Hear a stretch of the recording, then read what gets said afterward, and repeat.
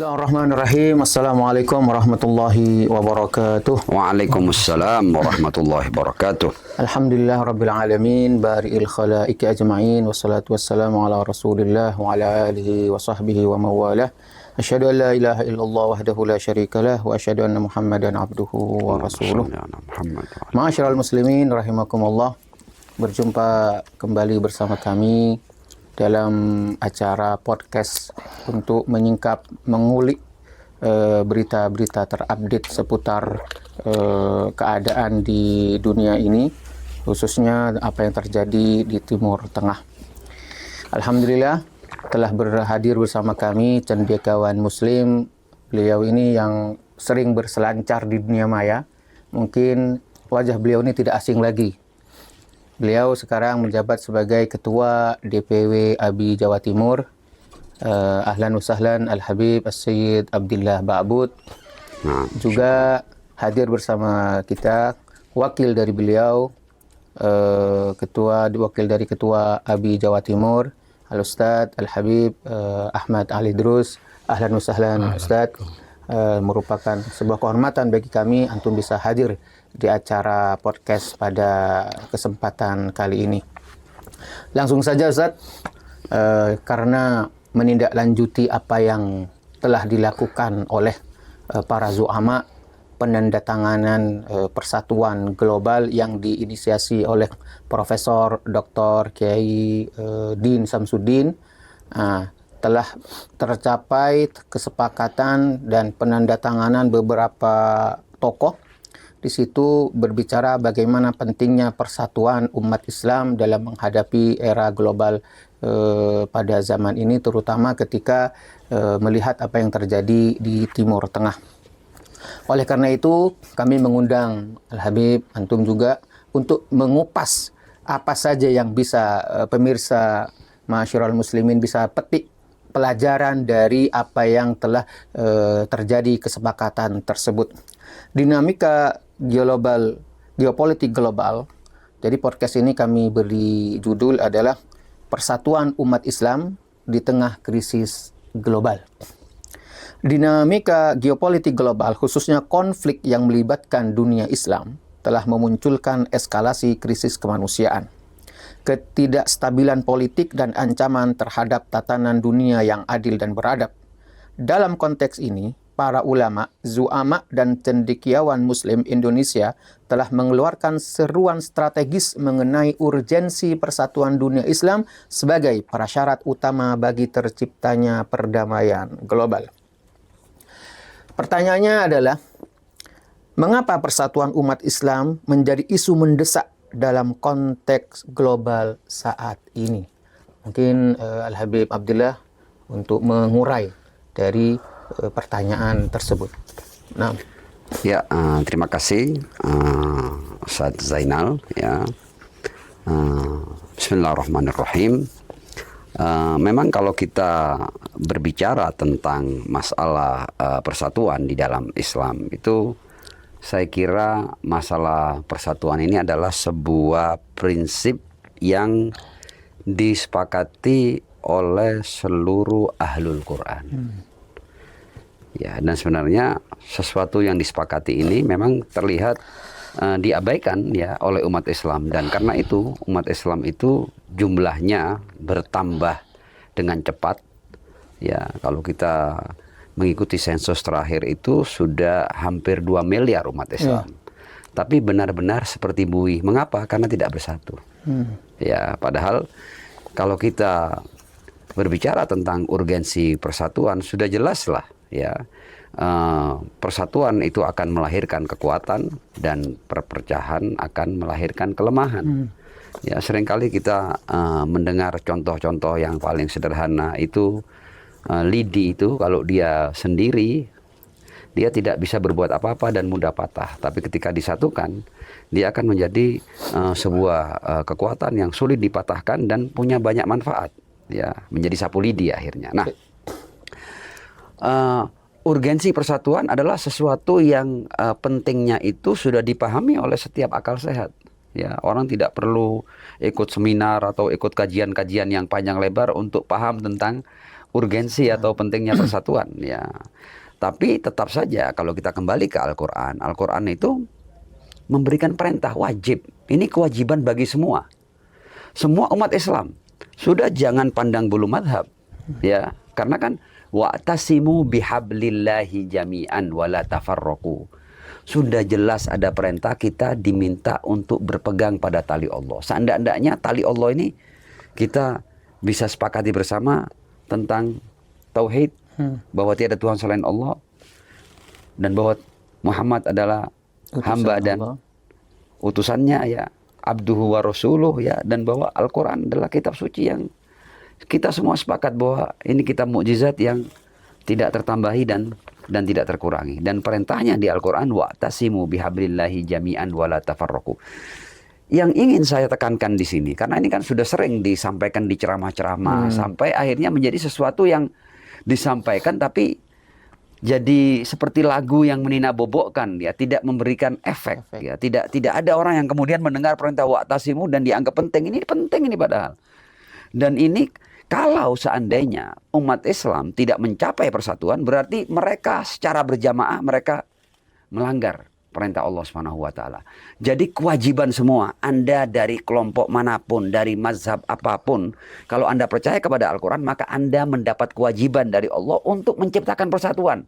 Anda harus berupaya untuk menciptakan persatuan, dan Anda juga harus berupaya jangan sampai umat ini dipecah belah. Ya, jadi wa'tasimu bihablillahi jami'an wala tafarraqu, ya. Jadi ini perintah bagi semua. Jadi kalau kita mau kerucutkan umat Islam ini menjadi dua kelompok besar, Sunnah dan Syiah, ini kewajiban Sunnah dan Syiah. Semua ulamanya, semua tokohnya, semua umatnya, semua masyarakatnya, semua aktivisnya, ya, itu harus berjuang untuk persatuan. Karena ini perintah Allah, bukan perintah orang Syiah, bukan perintah ahli Sunnah. Ini perintah Allah di Al-Quran. Wa'tasimu bihablillahi jami'an wala tafarraqu. Jadi kalau sampai berpecah, kita semua bertanggung jawab. Apalagi kalau kemudian kita mengambil peran untuk memecah belah umat Islam dengan isu-isu yang tanda kutip seharusnya bisa dibicarakan di forum-forum ilmiah, di forum-forum diskusi, di bahsul masail. Seringkali masalah-masalah perbedaan ini dijadikan konsumsi publik, dibicarakan di depan umum, sehingga yang seharusnya dibicarakan di tempat-tempat bahsul masail dan kajian-kajian ilmiah yang melahirkan kesimpulan-kesimpulan ilmiah, itu akhirnya menjadi perdebatan kusir, perdebatan publik yang akhirnya menimbulkan perpecahan. Kemudian ada ayat lain yang juga kita sudah paham. Tadi dalam bincang-bincang antum sempat bahas tadi kan, innamal mu'minuna ikhwatun. Ya. Jadi kita ini saudara, saudara ideologis. Ya. Saya tambahkan lagi ya. Jadi kalau saudara, loh, ya Anda harus saling memikirkan, saling peduli. Anda harus melakukan langkah-langkah, jangan sampai antar saudara terjadi permasalahan, terjadi perseteruan, terjadi peperangan, jangan sampai. Ya. Gara-gara hal sepele. Kata apapun. Kemudian wala tanaza'u. Ada ayat lain, wala tanaza'u. Jangan begaduh, jangan berkelahi. Fatafshalu, nanti kamu gagal loh ya. Wa tadhhabari hukum, nanti harkat dan martabatmu sebagai umat Islam akan hilang. Dan sekarang terbukti kan, ya. Sebelum saya akhiri ini bagian akhir ya, karena masih ada banyak pertanyaan pastinya ya. Jadi intinya sekarang ini kita melihat bagaimana umat yang jumlahnya hampir 2 miliar ini, karena mereka tidak bersatu dan tidak punya pemimpin, penting juga nanti akan kita bahas lebih jauh itu ya. Tidak bersatu dan tidak punya pemimpin, maka umat ini tidak berdaya menghadapi kurang dari 10 juta Yahudi Zionis yang merampas tanah umat Islam atau tanah rakyat Palestina. Kan rakyat Palestina kan bukan hanya muslimin, betul, mayoritas umat Islam. Ada kaum Kristianinya, ada kaum Yahudinya yang bukan Zionis ya. Nah, itu dijajah sudah lebih dari 1 abad. Ya, tapi kalau kita mau lihat sejak berdirinya negara Haram Israel, ya sudah 70 tahun lebih, ya kan? Tapi sebelumnya kan sudah ada langkah-langkah untuk penjajahan ini kan. Jadi umat Islam dijajah selama lebih dari 100 tahun oleh segelintir Yahudi Zionis.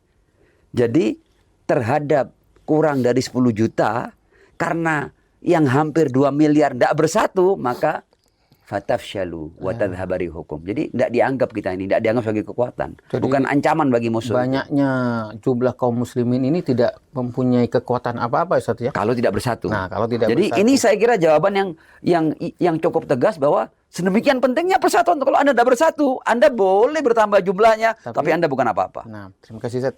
Sangat difahami.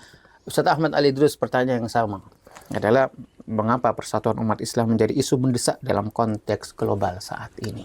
Ya, pertama sebenarnya nilai-nilai persatuan itu sudah ditanamkan sejak datangnya agama ini oleh Al-Rasul Sallallahu Alaihi Wasallam ataupun ayat-ayat Al-Quran. Sebagaimana tadi yang dibaca oleh Al-Ustadz Abdillah Ba'bud, wa'tasimu bihablillahi jami'an wa la tafarraqu. Begitu juga banyak riwayat-riwayat hadis yang menjelaskan begitu pentingnya persatuan di antara umat Islam. Bahkan ada sebuah hadis yang artinya bahwasanya umat Islam itu diumpamakan seperti satu tubuh.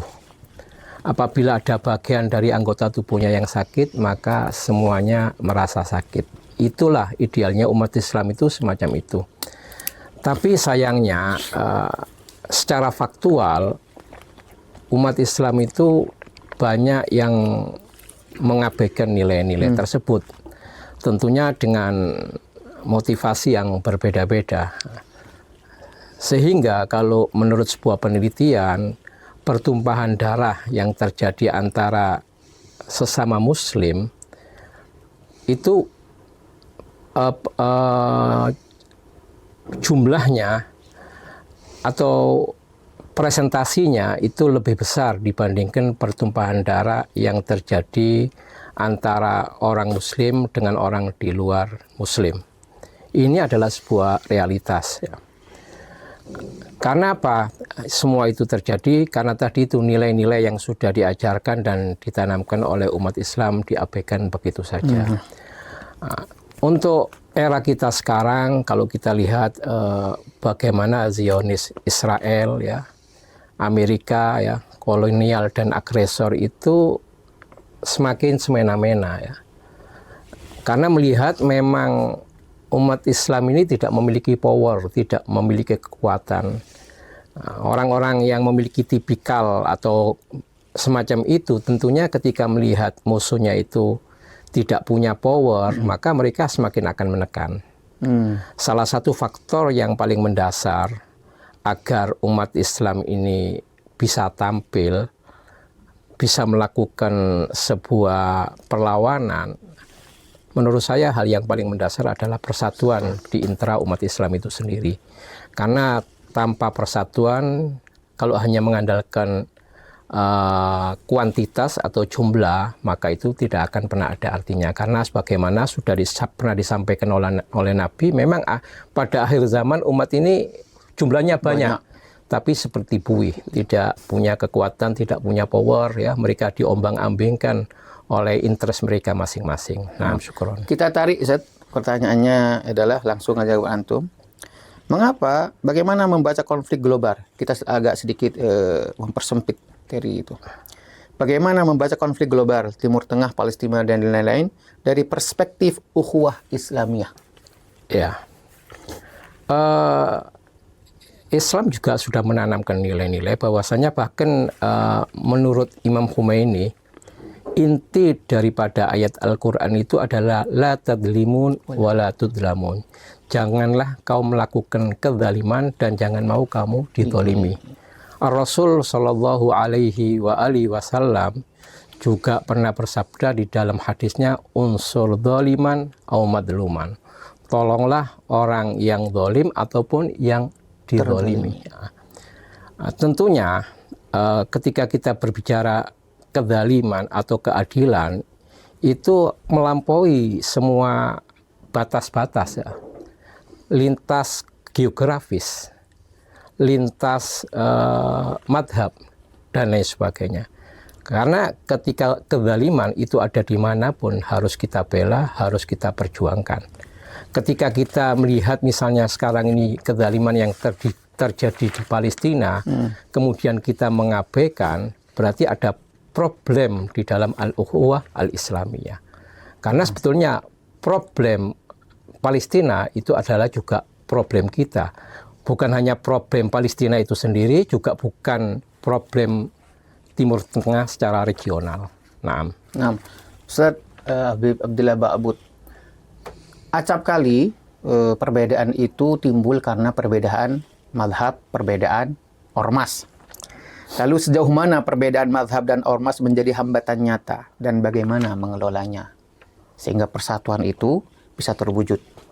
Ya, kebetulan ini topik yang sering ditanyakan kepada saya dan tentu saya juga sudah sering bahas dan jawabannya cukup siap ya. Ya, jadi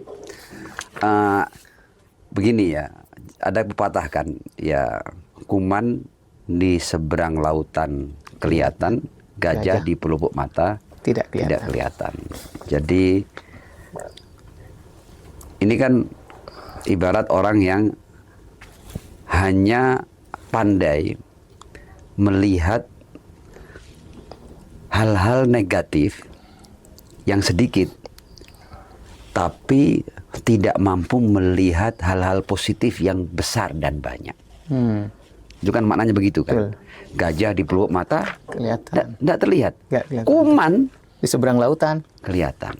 Jadi matanya itu tajam untuk hal-hal yang negatif, tapi buta untuk hal-hal yang positif. Aneh kan? Ya. Tapi nyata. Ya. Dan terjadi. Yang di zaman terjadi ya. sekarang. Nah, sekarang untuk menjawab apa namanya itu secara spesifik ya pertanyaan antum tadi, Ustadz, bahwa umat Islam ini kalau kita mau kerucutkan ada dua kelompok besar. Ada kelompok Sunni, ada kelompok Syiah. Ya. Kelompok Sunni dan kelompok Syiah ini saya katakan dalam 98% itu mereka punya kesamaan. Punya musyarakat namanya. Sekarang saya akan terangkan cepat saja ya, karena ini kan bukan kajian kan, bukan ceramah ini kan ya. Bahwa kesamaan itu bisa kita buktikan baik dalam arkanul iman dan arkanul Islam yang dinyatakan oleh ahli sunnah dan usuluddin yang disampaikan oleh orang-orang Syiah. Jadi 6 rukun iman ini tanpa perlu saya sebut satu persatu Ya. yang diyakini oleh ahli sunnah semuanya diterima oleh Syiah, diimani oleh Syiah. 5 rukun Islam yang diyakini oleh ahli sunnah semuanya diterima oleh orang Syiah. Ya. Jadi mengucapkan 2 kalimat syahadat, sholat, zakat, puasa, haji, ya al-imanu billah, bil kutub, bil rusul, bil malaika, bil qada wal qadar, bil yaumil akhir, semua orang Syiah mengimani itu. Ya. Sepakat. Berarti ketika kita sama dalam seluruh arkanul iman dan arkanul Islam, perpecahan mengapa? Persatuan kenapa tidak terjadi? Saya tambah lagi, usuluddin di Syiah juga secara umum diterima oleh saudara-saudara kita ahli sunnah. Tauhid, keadilan Allah, nubuwah, ya kan? Ya. Nubuah diterima. Nah, orang Syiah pun meyakini imamah ini bagian daripada nubuah, tapi it's okay lah. Ya. Kemudian al-ma'ad, hari akhir, ya. Jadi, kalau kita mau lihat di mana perbedaannya, perbedaannya hanya dalam siapa yang menjadi pemimpin pasca Rasulullah Shallallahu Alaihi Wasallam, dan itu secara langsung tidak terkait dengan agama. Secara langsung loh ya, tidak terkait dengan agama. Karena apa? Tuhan kita satu, Nabi kita satu, kitab suci kita satu, kiblat kita satu. Seluruh hal-hal yang wajib dalam agama ini semuanya kita yakini. Kita meyakini sholat yang wajib, meyakini puasa yang wajib, meyakini haji yang wajib, meyakini zakat yang wajib, meyakini semua yang ada dalam rukun iman itu. Jadi dengan banyaknya persamaan, logika mengatakan ketika banyak unsur-unsur pemersatu, maka logika mengatakan harusnya lahir persatuan. Dan aneh kalau hanya ada sedikit perbedaan, itu melahirkan perpecahan. Dengan banyaknya persatuan loh ya. Jadi tidak alamiah. Jadi dari sini saja kita bisa paham bahwa perpecahan di antara umat Islam itu memang ada agenda orang di luar Islam yang menjadikan sedikit perbedaan di antara umat Islam sebagai alat atau sarana untuk memecah belah umat Islam. Menarik Ustaz, yang statement yang terakhir. Ada agenda asing untuk memecah. Istilahnya itu ada apa itu? David et Impera. Ya. Insya Allah nanti kita antum tahan dulu jawaban itu. Siap. Karena nanti pertanyaan akan mengarah ke sana. Siap. Nah, ada beberapa hal yang harus kami tanyakan kepada antum berdua. Jadi kita mengerucut ke pertanyaan inti dari pertanyaan podcast pada kesempatan kali ini, Ustaz. Agresi global dan krisis kemanusiaan. Isu yang berkembang adalah serangan AS Israel, entitas haram ini, adalah pelanggaran hukum internasional, ancaman perang global. Nah, serangan terhadap Iran dan tragedi di Gaza disebut sebagai kejahatan kemanusiaan. Pertanyaannya adalah, apakah dunia Islam hanya bisa mengecam atau memang sudah kehilangan daya tawar global? Narasi ancaman nuklir pernah dipakai untuk Irak. Sekarang muncul lagi, apakah umat Islam terlalu mudah menjadi objek propaganda global? Kalau memang konflik ini terus dibiarkan, seberapa realistis potensi perang global dan di mana posisi umat Islam saat ini? Jadi begini, kalau kita mau berbicara terlalu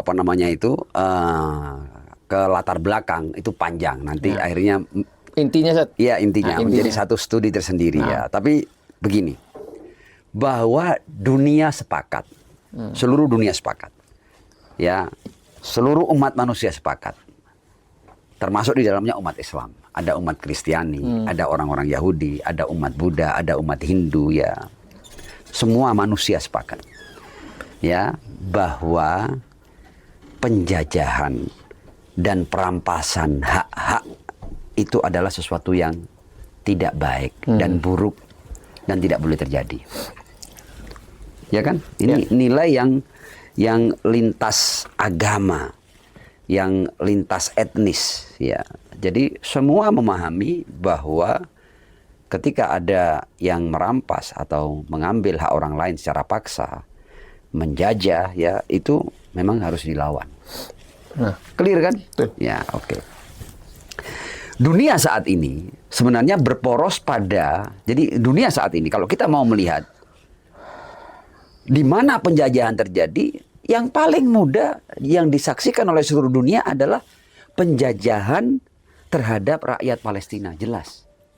Jadi kalau kita mau tahu bahkan Republik Islam Iran itu berdiri, salah satu spiritnya adalah karena mereka melihat ada umat Islam yang dijajah. Bahkan bukan hanya umat Islam, ada umat Islam, umat Kristiani, dan orang-orang Yahudi yang dijajah di tanah Palestina. Dan sebagai orang-orang yang beriman, sebagai orang-orang yang beragama Islam, itu punya tanggung jawab untuk menegakkan keadilan. Liyakuman nasu bil qist, ayatnya. Tanggung jawab itu menegakkan keadilan. Jadi bahkan kalau saya mau berbicara jujur, Republik Islam Iran itu berdiri, salah satu pemicunya adalah penjajahan terhadap rakyat Palestina. Karena mereka, para ulama ini semua, dan bahkan ini bukan hanya ulama Syiah, ya kan? Semua tertuju kepada Palestina. Bahkan sebelum berdirinya Republik Islam Iran itu, semua umat Islam itu berpikir tentang penjajahan di Palestina. Ya. Maka itu, Ustaz, dunia Islam itu hanya bisa mengecam. Nah ini saya belum sampai pada titik, ya. Ya, izinkan saya untuk sampai pada titik. Jadi Republik Islam itu berdiri, salah satu spiritnya adalah karena ada penjajahan, ya. Berdiri Republik ini dan kemerdekaan rakyat Palestina itu masuk dalam konstitusi Undang-Undang Dasar Republik Islam Iran. Menjadi tanggung jawab konstitusional Republik Islam Iran untuk punya agenda membebaskan rakyat Palestina dari penjajahan. Clear? Ya. Oke. Kita tarik ke yang sekarang ini. Sejak Badai Al-Aqsa, ya, ketika akhirnya Amerika memberikan bantuan tanpa batas, keuangan, persenjataan, dukungan politik dan lain sebagainya terhadap negara haram Israel untuk melakukan genosida di Gaza, ya. Ini sudah puncaknya ini, puncaknya. Bayangkan dalam 2 tahun itu lebih dari 70.000 korban jiwa. Terbunuh. Dan mayoritasnya adalah anak-anak dan para wanita. Dan masyarakat sipil. Ya. Nah, yang hendak saya katakan adalah bahwa siapa yang berani melawan penjajahan yang di depan mata dunia ini, kebetulan yang menjadi pelopor adalah Republik Islam Iran dan poros perlawanan. Ternyata semua yang selama ini takut, tidak berani melawan, ada kekuatan yang berani melawan, taruhannya mahal. Ya. Mereka kehilangan pemimpin. Hizbullah kehilangan Said Hasan Nasrullah. Republik Islam Iran kehilangan Baru orang saja. sebesar Said Ali Khamenei. Baru saja kehilangan. Iya kan? Ini taruhannya mahal yang melawan ini. Karenanya tidak semua orang berani melawan. Tapi ketika ada kekuatan yang berani melawan penjajah yang sudah dipahami oleh seluruh dunia ini, maka semua punya tanggung jawab untuk memberikan sumbangsihnya. Ya. Harusnya menjadi kewajiban bagi seluruh umat Islam secara khusus dan seluruh umat manusia yang cinta pada kemerdekaan dan anti penjajahan untuk memberikan dukungan kepada yang berani melawan penjajah nyata-nyata, penjajah di siang bolong ini, para pembunuh bayi dan para wanita serta anak-anak ini. Ya. Jadi seharusnya semuanya bergerak. Setidaknya Anda memberikan sikap. Setidaknya Anda memberikan dukungan ekonomi, memberikan dukungan diplomasi. Ya. Karena perjuangan tidak harus dengan senjata, perjuangan dukungan politik, dukungan dalam dunia diplomasi, dalam ekonomi. Anda melakukan boikot terhadap penjajah itu adalah seandainya negara-negara ini tidak usah ikut perang sudah. Memboikot Amerika dan Israel selesai sudah. Lu kok bisa Anda memboikot negara yang melawan penjajah dan Anda bermesraan dengan negara yang menjajah loh. Anda ini aslinya suka penjajah apa? Anti penjajahan. Kalau Anda anti penjajahan, harusnya siapapun Anda sebagai negarawan, Anda sebagai negara, Anda sebagai ekonom, Anda sebagai pengusaha, harusnya Anda membela yang melawan penjajah, bukan bermesraan dengan penjajah. Ini kan aneh kan? Ya. Oleh karena itu, Ustaz Ahmad Ali Idrus, pendapat antum tentang apakah dunia Islam hanya bisa mengecam atau memang sudah kehilangan daya tawar global? Banyaknya kaum muslimin ini, ternyata pengaruhnya itu tidak seberapa, hanya beberapa, bahkan bisa hanya Iran saja, Ustaz, yang bisa melawan hegemoni. Lalu kemana yang lainnya itu, Ustaz? Ya. Nah, jadi kita mengetahui bahwasanya ketika seseorang itu melihat kezaliman, kemudian tidak bersikap dan tidak bertindak, hanya melakukan kecaman, itu adalah bukti dari sebuah kelemahan. Ya. Bukti nyata dari sebuah kelemahan. Lebih-lebih kecaman-kecaman yang seringkali dilakukan itu boleh jadi hanya bersifat retorika. Tidak ada bukti nyata gitu, Ustaz, ya? Tidak, bukan kecaman yang sesungguhnya, hanya sekedar retorika, ya, itu aja, tidak lebih dari itu. Oleh karena kenapa ya menyebabkan apa yang kira-kira menyebabkan mereka menjadi sebuah umat yang lemah, ya, sebagaimana kita katakan tadi, faktor yang paling mendasar karena mereka dari sisi jumlah begitu banyak, tetapi mereka seperti kue ulang tahun, terpisah-pisah, terbagi-bagi, tidak ada kesolidan dan kesatuan di antara mereka. Nah, tentunya mereka memiliki interest yang bermacam-macam. Tapi kalau kita lihat kepentingan yang paling nyata, yang paling kasat mata, sebetulnya mereka ingin menjaga status quo mereka, menjaga status quo rezim yang mereka sedang duduki di saat ini. Maka dengan itu mereka berusaha menjalin hubungan misalnya dengan Amerika yang dianggap oleh mereka adalah negara superpower, negara adikuasa yang bisa melindungi mereka, yang bisa menjaga mereka agar tetap duduk di tampuk kekuasaan mereka. Sehingga mereka tidak memiliki keberanian misalnya untuk membela Iran dan lain sebagainya, karena dianggap oleh mereka Iran juga sebagai ancaman yang akan menjatuhkan kekuasaan mereka, yang akan menjatuhkan rezim mereka. Bahkan walaupun realitasnya tidak semacam itu ya. Ya, Iran adalah sebuah bangsa besar yang selalu mentaati hukum-hukum internasional. Mereka juga khawatir, ketakutan dengan rakyat mereka, karena kita tahu banyak rakyat yang berada di Timur Tengah sana tidak sejalan dengan rezim mereka, tidak sejalan dengan pemerintahan mereka. Nah, itu ada kekhawatiran dari mereka, kemudian terjadi revolusi dan lain sebagainya. Nah, oleh karena itu, untuk menjaga itu semua, maka mereka menjalin hubungan dengan negara yang mereka anggap superpower seperti Amerika dan Israel. Nah, oleh karena itu, karena mereka dalam posisi yang sangat lemah itulah ya, mereka tidak memiliki keberanian untuk bersikap dan bertindak, apalagi melawan. Mereka hanya mengecam, kecaman mereka pun itu seringkali hanya bersifat retorik saja. Narasi itu untuk menyerang Iran itu sama seperti apa yang dilakukan kepada Irak, ya kan? Narasi ancaman nuklir pernah dipakai untuk Irak. Sekarang muncul lagi, apakah umat Islam terlalu mudah menjadi objek propaganda global? Sehingga mudah untuk ditarik, mudah untuk dikuasai. Isu nuklir, sekarang dia kan dilontarkan kenapa Israel menyerang Iran itu kan isunya salah satunya nuklir.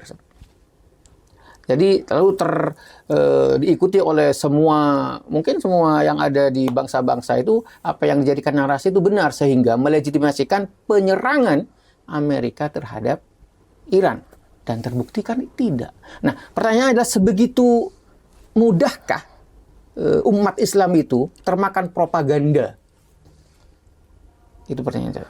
Pertanyaan ke saya ya. Jadi menurut saya, sebetulnya umat Islam mungkin secara umum memahami bahwasanya propaganda nuklir itu hanya sekedar alat untuk melegitimasi ya apa-apa yang mereka lakukan ketika mereka melakukan penyerangan ke negara-negara tertentu yang menurut mereka lemah. Tentunya mereka harus punya alasan.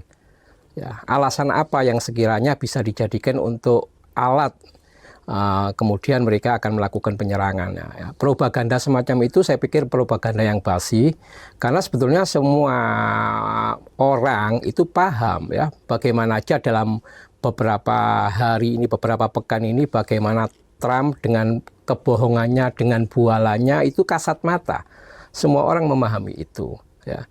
Tapi hanya saja itu tadi kita katakan bahwasanya umat Islam ini terlalu lemah. Lemahnya bukan karena apa, lemahnya itu karena di antara mereka sendiri tidak bersatu, mereka berpecah belah. Sehingga seharusnya sesuatu yang memiliki kekuatan itu, maka akan hilang kekuatannya. Itu mungkin saya akan analogikan. Saya alam ini ya warna-warni. Ini menunjukkan kepada kita bahwasanya yang namanya perbedaan itu adalah hal yang bersifat fakta. Sesuatu yang niscaya, nggak mungkin kita hindari. Alam ini warna-warni. Tangan kita saja ini, jari jemari kita ini warna-warni. Tapi ketika jari jemari kita ini bersatu, maka dia akan menjadi kuat. Dia akan multifungsi. Ya, begitu juga umat Islam. Ya, kesolidan itu adalah hal yang sangat mendasar ya dalam kehidupan kita ya.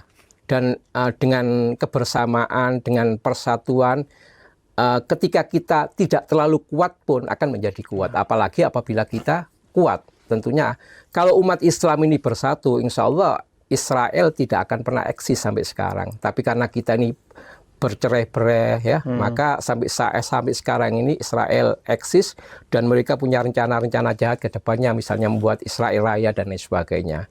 Dan dia sangat dispot oleh Amerika dan menciptakan isu-isu sektarian ya yang selalu terus ya ditampilkan, sebagaimana yang dikatakan oleh Sayyid Ali Khamenei. Di kelompok Syiah juga ada orang-orang yang fanatik yang memang sengaja dipiara oleh Inggris. Di kalangan ahli sunnah juga ada orang-orang yang fanatik ya, yang takfiri, yang kemudian mereka juga dipelihara oleh Amerika. Tujuannya apa? Untuk membunturkan di antara dua golongan ini sehingga umat Islam ini selalu lemah, semacam itu. Nah, Mafhum Ustaz, sangat difahami. Lalu Ustaz Abdullah Ba'bud, ada isu begini, al-islah asyamilah, perdamaian menyeluruh, penghentian perang total, keadilan global, tanggung jawab umat. Seruan ini menuntut islah asyamilah. Jujur saja Ustaz, apakah dunia Islam punya kapasitas politik untuk mendorong itu? Menurut paparan antum berdua, banyak tapi laksana buih. Sehingga muncullah pertanyaan, apakah dunia Islam punya kapasitas politik untuk mendorong al-islah asyamilah, kedamaian yang menyeluruh, atau ini masih idealisme normatif? Ya, terima kasih pertanyaannya ya. Saya langsung jawab pada apa yang sedang terjadi sekarang ini ya. Di dunia Islam itu kita melihat negara dengan nama Republik Islam Iran. Ya. Negara ini telah menunjukkan kemampuannya dalam menghadapi serangan tidak bertanggung jawab Amerika dan Israel. Dan negara ini memenangkan opini publik dunia. Karena negara ini tidak pernah melakukan agresi ke negara manapun, tidak pernah mengganggu negara manapun, ya. Tapi negara ini justru di saat mereka duduk di meja perundingan, di meja negosiasi, negara ini diagresi, diserang. Iya. Perang 12 hari itu sebelum ini. Sebelum perang Ramadan ini kan, itu sementara diplomat Iran sedang duduk dalam negosiasi dengan Amerika, Amerika melakukan serangan dengan Israel. Di tengah negosiasi, menyerang. Iya kan? Akhirnya dunia tahu siapa sebenarnya Iran dan siapa sebenarnya Amerika. Artinya sebenarnya kalau dunia orang-orang yang tahu permasalahan ya sudah tahu lah siapa Amerika. Tapi kan ini kan publik dunia kan. Publik dunia ini perlu bukti, perlu proof. Dan ini proofnya bahwa loh ini sedang duduk dalam negosiasi kok Anda perangi. Ya. Karena itu kan Said Ali Khamenei itu mengatakan kan perang 12 hari Said Ali Khamenei masih hidup kan, belum menjadi syahid kan. Kata beliau sepertinya negara ini tidak paham makna negosiasi.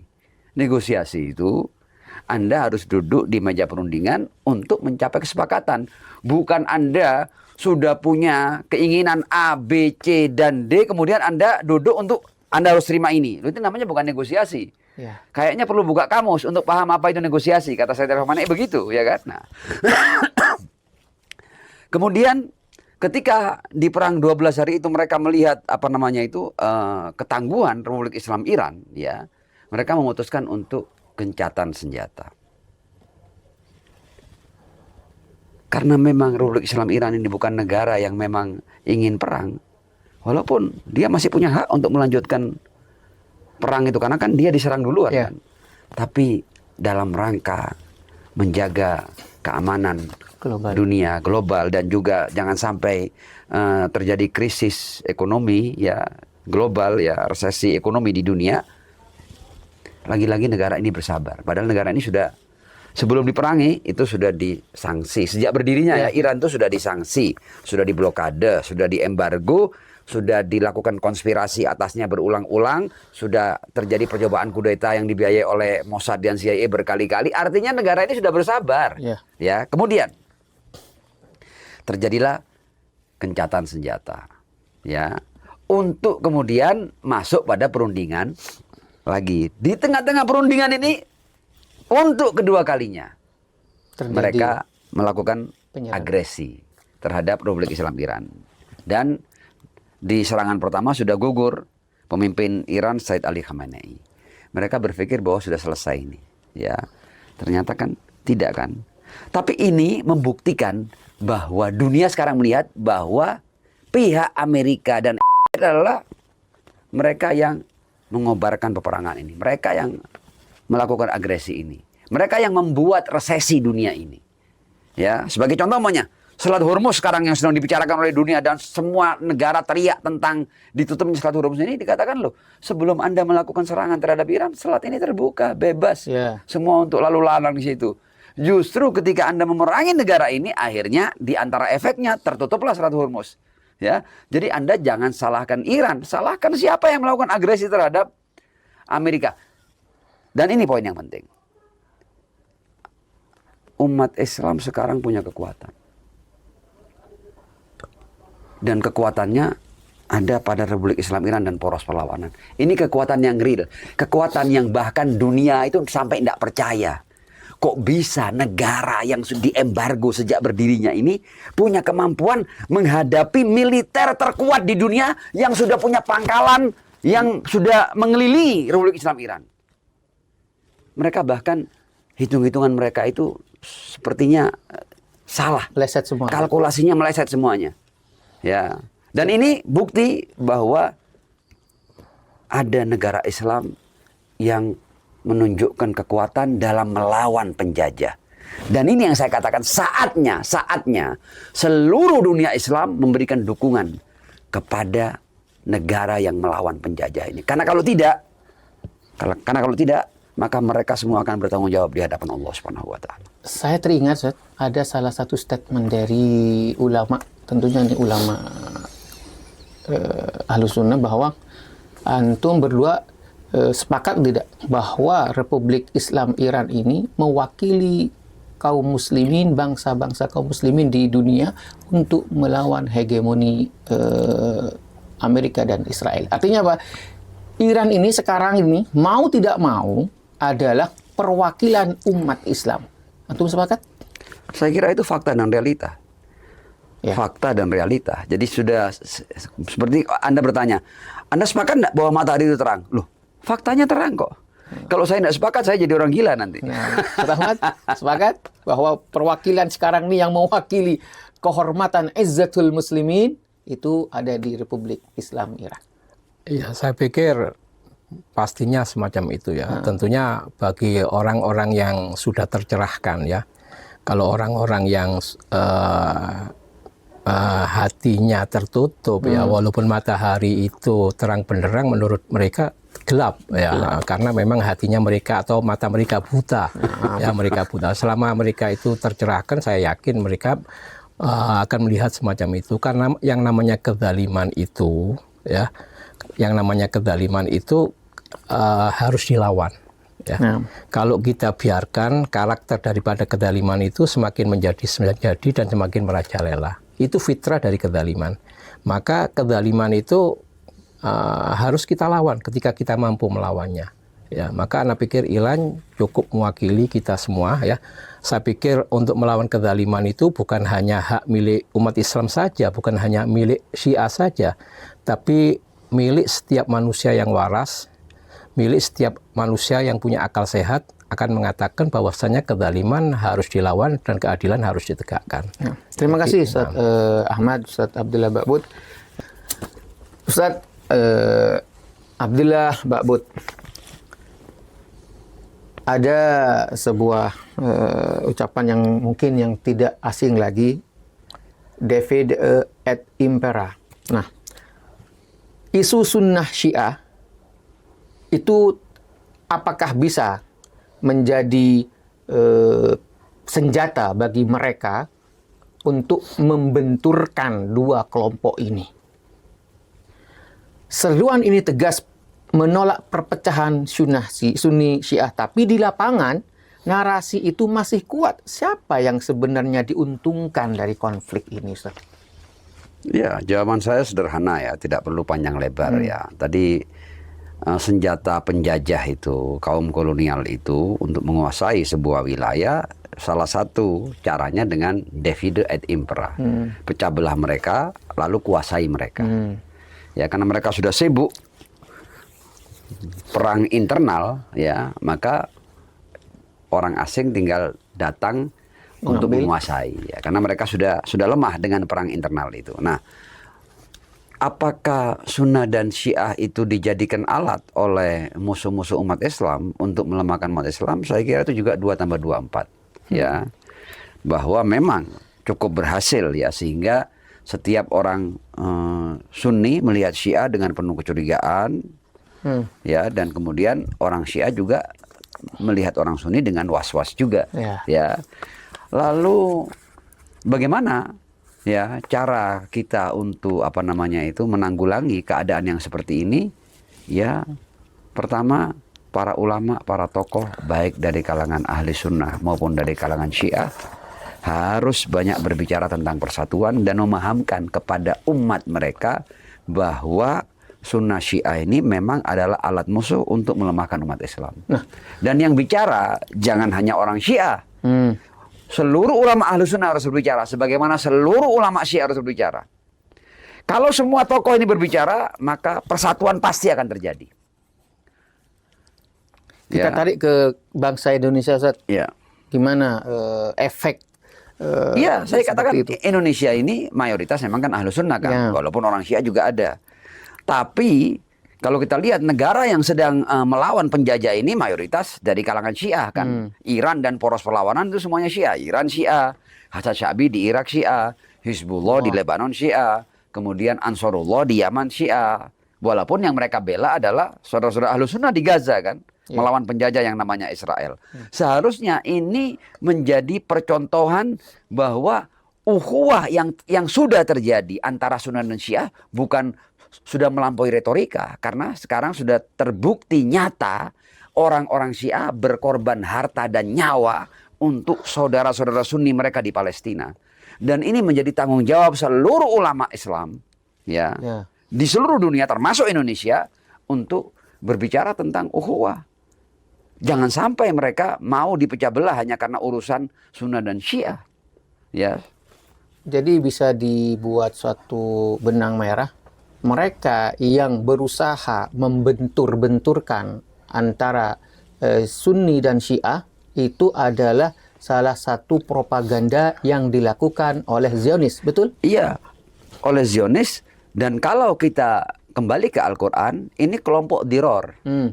Kan ada orang-orang yang berbicara di masjid atas nama Tuhan, tapi satu masuk dalam kelompok masjid takwa dan satu masuk dalam kelompok masjid diror. Masjid diror itu diantara sifatnya di Al-Quran tafriqon bainal mu'minin. Silakan baca di Al-Quran. Tafriqon bainal mu'minin, ya. Itu masjid diror. Jadi sekarang siapapun mau di mimbar di masjid atau pakai sorban Islam dan yang mereka sampaikan adalah perpecahan, maka ini kelompok diror. Kelompok diror itu bahkan Rasul tidak boleh sholat di masjid mereka. Ya kan? Dan silakan kembali ke Al-Quran tentang masjid itu di antara itu karakternya, cirinya tafriqon bainal mu'minin. Tafriqon, kata-kata ini tafriqon bainal mu'minin. Jadi kalau Anda mau melihat ini dai bener apa dai kompor atau dai adu domba, lihat dia menyatukan umat atau memecah belah umat beriman. Itu. Ustaz Ahmad Ali Idrus bagaimana, Ustaz? Musuh itu sadar benar ya bahwasanya mungkin saya pakai bahasa Arabnya ini, mereka setiap kolonial itu ketika mereka melakukan agresor itu selalu memegang mutu farik tasud, pecah belah maka kamu akan berkuasa. Karena sekuat apapun sebuah bangsa, sekuat apapun kelompok, tapi ketika dia sudah berpecah belah, maka pastinya akan menjadi lemah. Itu dipahami betul oleh para kolonial, oleh para agresor, orang seperti Amerika, Zionis, dan lain sebagainya. Tentunya yang menyebabkan umat Islam itu berpecah belah, menurut saya bukan madhab, bukan ormas, ya. Karena perbedaan itu adalah sesuatu yang faktual, ya, dan niscaya. Tapi yang menyebabkan umat Islam itu berpecah belah itu ketika menyikapi sebuah madhab ataupun menyikapi sebuah ormas tertentu. Nah, karena itu perlu ada edukasi. Sebetulnya yang punya kewajiban untuk mengedukasi itu adalah sebagaimana dikatakan oleh Ustadz Abdillah tadi adalah para ulama, ya, para tokoh ya, yang mereka memahami itu. Sedangkan grassroots atau masyarakat bawah, masyarakat awam ini biasanya mengikuti apa yang menjadi sponsor para ulamanya. Nah, mungkin perlu dipahamkan pertama bahwasanya ada sebuah ungkapan ya yang dikenal, nata'awanu fi mattafaqna alaih. Kita ini harus bergotong royong berkaitan dengan apa-apa yang kita sepakat di dalamnya. Wa naqtadir ba'duna ba'dan fi makhtalafna fihi. Tapi kita tetap bisa toleransi dengan hal-hal yang berbeda di antara kita. Itu mungkin penting untuk disosialisasikan, untuk diedukasi terutama kepada masyarakat awam. Kemudian juga kita sering yang dijadikan oleh ustadz-ustadz yang selalu memprovokasi ini, mereka mengatakan misalnya rukun imannya orang Syiah dengan orang ahli sunnah itu berbeda. Kalau kita berbicara detail dari poin-poin, iya berbeda. Kalau ahli sunnah percaya kepada Allah, percaya kepada malaikat, percaya pada kitab-kitab, kemudian percaya kepada Nabi, percaya kepada hari kiamat, kepada qada dan qadar. Kalau Syiah, ma'rifatullah, keadilan Tuhan, kenabian, kemudian imamah dan ma'at. Tapi kalau kita berbicara detailnya, bukan kandungannya, tapi detailnya itu sama. Ketika orang Syiah itu percaya dengan kenabian, itu include, masuk di dalamnya sebetulnya percaya kepada Al-Quran. Ketika percaya kepada Al-Quran, karena Al-Quran dibawa oleh Nabi kan semacam itu. Kalau percaya kepada Al-Quran, tentunya include percaya kepada Nabi. Malaikat. Percaya kepada malaikat, karena malaikat disebutkan di dalam Al-Quran. Juga percaya kepada ma'ad dan percaya juga kepada qada dan qadar, karena semua itu ada di dalam Al-Quran. Jadi yang sering ditampilkan ke permukaan itu kandungan. Mereka tidak menyebutkan detail-detail daripada apa yang ada atau yang include di dalam poin-poin tersebut. Itu yang mereka selalu tampilkan, yang mengakibatkan kemudian mereka terprovokasi. Kemudian juga umat Islam ini perlu diedukasi. Mereka perlu dikenalkan siapa musuh mereka yang sebenarnya dan siapa kawan mereka yang sebenarnya. Karena seringkali umat Islam itu tidak bisa membedakan antara kawan dan lawan. Dan ini sangat berbahaya. Ini harus ada edukasi dari orang-orang yang memahami bagaimana sih apa karakter kriteria seorang kawan dan apa kriteria daripada seorang lawan. Ini perlu diedukasi kepada umat Islam. Saya teringat tentang yang antum paparkan itu, kalian Muslim Syiah, Muslim Sunni masih berdebat tentang masalah sedekap dan atau tidak. Padahal di sana ada sekelompok orang yang ingin memutus tangan tersebut.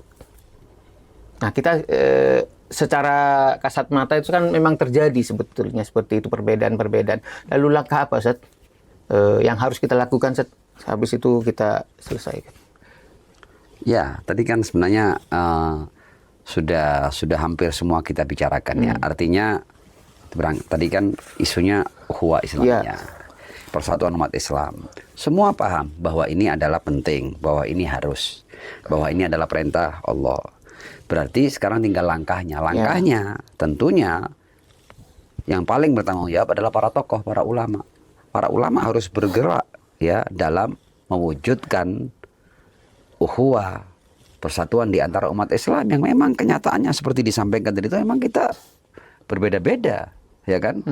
Tapi toh sengit apapun perbedaan yang kita miliki, ternyata persamaan kita jauh lebih banyak daripada perbedaan kita. Jadi mushtarakatuna aktsar bikatsir min mukhtalafatina, ya kan? Persamaan kita jauh lebih banyak daripada perbedaan kita. Nah, jadi ketika kita sudah memahami pentingnya persatuan, maka selanjutnya adalah langkah yang dipelopori oleh para ulama dari semua mazhab untuk mengajak umat bersatu di antara mereka dalam rangka menjalankan perintah Allah, wa'tasimu bihablillahi jami'an wala tafarraqu. Dan karena itu. Sekarang kan saya kasih contoh kasus saja, contoh kasus kecil. Ini Iran dan poros perlawanan sedang menghadapi agresi negara seperti Amerika dan Israel, negara-negara penjajah ini yang tangan mereka berlumuran darah terhadap orang-orang tak berdosa. Kemudian masih ada yang tanya, pendapat Anda tentang sahabat Abu Bakar bagaimana? Pendapat Anda dulu. Ini enggak connect kan? Akhirnya saya jawab begini. Kalau Anda mau tanya pendapat Syiah tentang Khalifah Abu Bakar atau Khalifah Umar, ini loh pemimpin yang ditembak kemarin ini, yang syahid yang diroket kemarin ini sudah mengeluarkan fatwa resmi bahwa mengusik kehormatan sahabat-sahabat yang dimuliakan oleh ahli sunnah haram hukumnya. Kurang apa? Pemimpin tertingginya sudah ngomong kayak gitu. Ya, berarti masalah selesai. Dan kemudian saya juga jelaskan kepada mereka, loh, agama ini tidak untuk Anda menjadi seorang mukmin dan menjadi seorang muslim itu tidak ditanya tentang sahabat ini menurut Anda seperti apa. Tidak ada itu pertanyaannya. Apakah sahabat ini ahlul jannah atau ahlul nar? Tidak ada itu dalam agama. Agama itu iman kepada Allah, iman kepada para malaikat, iman kepada kitab-kitab suci, iman kepada para nabi, iman kepada qadar, iman kepada hari akhir. Agama itu tiada Tuhan selain Allah, Muhammad adalah utusan Allah, sholat, puasa, zakat, haji. Tidak ada. Apakah fulan dari kalangan sahabat ahlul jannah atau ahlul nar? Jadi agama ini tidak minta kita untuk melakukan profiling terhadap sahabat, ya kan? Silakan Anda baca dan bukan kewajiban bagi umat Islam. Kalau Anda melihat Syiah itu tauhid, ya. Kemudian adalah, kemudian nubuah, kemudian imamah, kemudian ma'at. Tidak ada kemudian fulan menurut Anda ahlul jannah atau ahlul nar. Tidak ada itu. Ya. Jadi seringkali sesuatu yang bukan bagian inti daripada agama dimasukkan untuk mengobrak-abrik umat Muhammad ini. Nah, itulah yang terjadi, Ustaz. Oleh karena itu apa yang harus kita lakukan sebagai tokoh, antum sebagai tokoh dari, bisa dikatakan tokoh Syiah, antum himbauan apa Ustaz Ahmad Ali Drus agar kita ini jangan sampai menjadi korban, menjadi muslim yang lemah, yang bisa dicerai-beraikan hanya masalah furu'. Oke, Ustaz. Ya, tadi mungkin sudah kita jelaskan panjang lebar ya, saya pikir dengan pertanyaan antum tadi. Tapi ada poin penting yang perlu saya sampaikan. Masalahnya ini kan di era kita sekarang ya, ataupun era-era sebelumnya itu banyak orang yang mengklaim dirinya sebagai ulama. Ya kan? Tapi tidak sesuai dengan kriteria Al-Quran. Al-Quran mengatakan innama yakhshallahu min ibadihil ulama. Ulama itu salah satu kriteria pentingnya itu apabila ilmunya itu mengantarkan dia kepada rasa takut kepada Allah.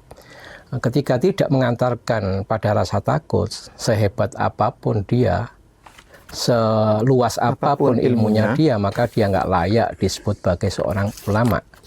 Nah, itu juga perlu kita edukasi kepada masyarakat, sehingga masyarakat ini ketika mencari figur, mencari panutan, itu tidak asal, tapi mereka mencari, memilih kira-kira figur ulama mana yang layak saya ikuti, figur ulama mana yang ketika dia berjuang tidak ada kepentingan duniawi. Karena sebagian ulama itu realitas mengatakan bahwasannya sebagian diri mereka itu adalah kepanjangan rezim tertentu yang memang mereka itu adalah zalim dan sebagainya. Ada juga memang ulama yang sebetulnya yang mereka cari bukan keridhaan Allah, tapi yang mereka cari adalah kepentingan dunia. Jadi kita juga perlu memahamkan kepada masyarakat secara umum, kita ketika mencari figur ulama juga harus hati-hati. Jangan sembarang ulama kita ikuti, tapi kita berusaha mencari ulama-ulama Rabbani yang benar-benar berjuang untuk Allah. Itu yang jikapun ada oknum ulama dari Syiah yang mengajak kepada perpecahan, berarti itu bukan ulama, Ustaz? saya pikir semacam itu. Yang namanya oknum itu dalam semua lapisan itu pasti ada. Ya, sebagaimana yang pernah saya katakan tadi, Sayyid Ali Khamenei mengatakan ada figur-figur yang memang dibiayai oleh Inggris untuk menjalankan misi mereka memecah umat belah Islam. Begitu juga di kalangan ahli sunnah wal jamaah. Jadi oleh karena itu figur ulama itu kita dalam memilihnya harus hati-hati, bukan sembarangan. Ya, terima kasih Ustaz. Nanti insya Allah kita akan lanjutkan lagi. Masyarul muslimin, menarik apa yang kita sampaikan oleh beliau sampaikan bagaimana Islam itu sebenarnya mementingkan persatuan dan kesatuan. Nah, khususnya kita di bangsa Indonesia itu yang majemuk, Bhinneka Tunggal Ika, 4 pilar kebangsaan itu memang harus kita yakini dan kita anut bersama. Nah, oleh karena itu mungkin closing statement Ustaz, apa yang harus kita lakukan ke depan sebagai bangsa Indonesia yang menganut Bhinneka Tunggal Ika, persatuan itu harus kita galakkan. Langkah-langkah apa yang harus kita lakukan untuk mencapai persatuan tersebut? Tentunya persatuan lintas agama, mazhab, etnis, dan lain sebagainya. Nah, Ustaz. Ya, dalam closing statement ini saya akan menyampaikan hal yang sederhana saja. Ya. Sederhana itu artinya, alhamdulillah kita ini sebagai bangsa Indonesia, kita ini punya ideologi Pancasila dan kita punya kitab yang namanya Undang-Undang Dasar 1945. Ya, saya kira 5 sila di Pancasila itu adalah isu yang bisa menjadikan kita bersatu. Ya. Jadi ada ketuhanan yang Maha Esa, ada kemanusiaan yang adil dan beradab, ya. Ada persatuan Indonesia, ada kerakyatan yang dipimpin oleh hikmat, kebijaksanaan dalam permusyawaratan perwakilan, ada keadilan sosial bagi seluruh rakyat Indonesia. Jadi kita sebagai bangsa, kita punya nilai-nilai yang luhur seperti ini. Nilai ketuhanan, nilai kemanusiaan, nilai persatuan, nilai keadilan, nilai hikmah.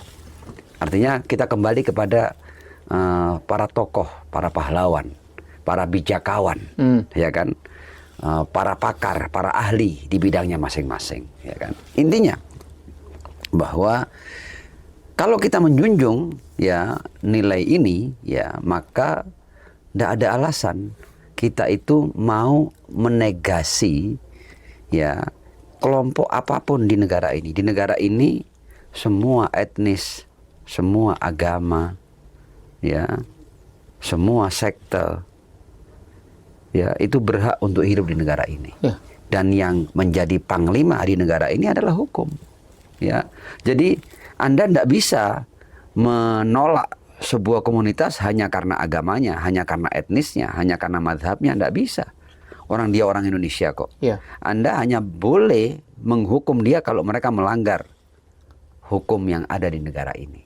Selama mereka sebagai warga negara yang baik, patuh kepada hukum negara ini, tidak melanggar hukum, maka mereka berhak untuk hidup dengan penuh kebebasan, menikmati hak-haknya dan tidak boleh diperlakukan secara diskriminatif. Ya, saya kira persatuan itu kita kembali kepada prinsip-prinsip luhur dan agung yang sudah kita miliki. Dan kemudian kalau kita berbicara tentang kaitan Indonesia dengan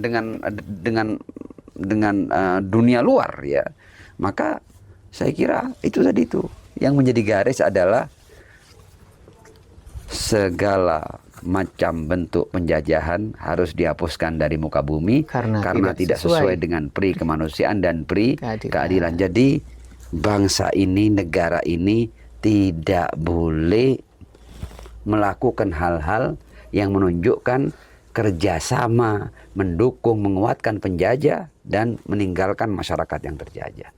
Jadi kita sebagai bangsa telah diikat oleh Undang-Undang Dasar 45 dalam preambulnya bahwa bangsa ini harus tegak melawan penjajahan sampai terhapusnya penjajahan dari muka bumi. Karena tidak sesuai dengan pri kemanusiaan dan pri keadilan. Dan melawan penjajah bukan hanya untuk umat Islam, untuk seluruh bangsa Indonesia. Apapun agamanya, apapun etnisnya. Terima kasih Ustaz Ahmad Ali Idrus. Saya melihat bahwasanya munculnya banyak perselisihan itu ada karena dua hal. Ada sebuah istilah, pertama mantuk ghairu mafhum. Jadi kadang-kadang kita ini melihat ada orang berbicara, kemudian kita memahami dengan pemahaman yang salah dari ucapan orang tersebut. Kemudian kita publikasikan yang sehingga berakibat misalnya menyinggung kelompok-kelompok tertentu. Atau juga mafhum ghairu mantuk. Kadang-kadang kita ini mengambil sebuah kesimpulan atau menganalisa sendiri sikap atau gestur seseorang, ya, mafhum ghairu mantuk, padahal dia nggak berbicara apa-apa. Dan ternyata analisa kita, kesimpulan kita salah. Tapi sudah kita share, kita publikasikan kemana-mana. Nah, ini seringkali yang memunculkan kesalahpahaman dan kemudian benturan-benturan, gesekan-gesekan di tengah umat Islam. Karena itu Imam Ali pernah mengatakan lau sakata man la ya'rif saqutal khilaf. Andaikan orang yang tidak tahu ini tidak berbicara, maka tidak akan ada perselisihan. Jadi banyaknya perselisihan di era kita, banyaknya perselisihan itu dikarenakan banyaknya orang yang tidak memahami sebuah permasalahan, mereka berbicara. Dan itu kita lihat sekarang ini, apalagi di medsos yang sekarang ini liar begitu ya, kita sudah tidak melihat lagi ada batasan antara halal dan haram, dosa atau pahala. Semuanya sudah nggak jelas, semuanya nggak clear ya. Karena semua orang berbicara walaupun itu bukan kapasitasnya. Nah, syukron. Terima kasih, ya Allah. Pembicaraan, ulasan yang sangat bagus dikupas oleh para tokoh kita, cendekiawan Muslim. Sekali lagi, bagi yang suka berselancar di dunia maya, tidak asing lagi dengan beliau ini. Terima kasih Ustadz Al-Habib Abdillah Ba'bud, Al-Habib Ustadz Ahmad Ali Idrus atas waktunya. Insya Allah jangan bosan untuk kita undang untuk mengupas, mengulik berita-berita terupdate, baik itu secara global ataupun di domestik di negara kita Indonesia. Nah, terima kasih sekali lagi Ustadz, terima kasih atas kehadiran antum semua. Ya, ma'asyiral muslimin rahimakumullah, demikian apa yang bisa kami sampaikan di kesempatan kali ini. Mudah-mudahan bisa membuka ruang pikir kita yang selama ini mungkin kita ini agak berpikir sedikit sempit. Mudah-mudahan apa yang telah diuraikan oleh beliau berdua bisa membuka pikiran kita dan kita bisa membentengi diri kita, baik dari ulama yang berafiliasikan dengan Syiah atau ulama yang berafiliasi dengan Sunni, Ahlus Sunnah wal Jamaah, dimanapun mereka yang mengajak perpecahan itu pasti propaganda Zionis. Betul Ustaz ya? Ini yang bisa kami sampaikan. Mohon maaf jika ada kekurangan. Insya Allah kita bertemu kembali di lain kesempatan. Wabillahi taufiq wal hidayah. Wassalamualaikum warahmatullahi wabarakatuh. Waalaikumsalam warahmatullahi wabarakatuh.